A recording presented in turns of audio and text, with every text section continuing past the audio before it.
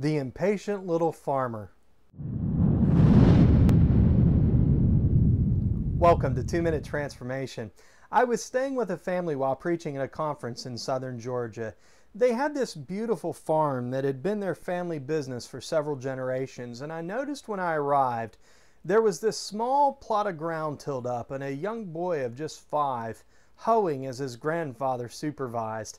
I couldn't help but comment on how great it was to see the little guy there learning the value of work. Well, the old man, he waved his hand and said with slight irritation, he's too impatient. He takes that hoe to everything that pops up out of the ground. He doesn't know it, but this is the 3rd time I've replanted those onions. It reminds me of James chapter 5, verses 7 and 8. James writes, "Dear brothers and sisters, be patient as you wait for the Lord's return. Consider the farmers who patiently wait for the rains in the fall and in the spring. They eagerly look for the valuable harvest to ripen. You too must be patient. Take courage, for the coming of the Lord is near." I think if we're honest, we may find we're a lot like that little boy. So eager, too eager sometimes. Our drive to succeed at work or our zeal for the next big thing in life may cause us to become destructive in our tendencies.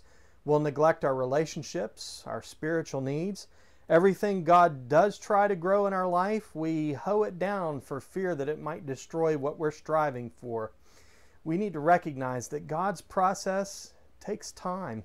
Very few things are instantaneous with Him. It requires a certain trust. You see, we have to be willing to release the seed from our grip and commit it to a process we can't always control if we're ever to be transformed.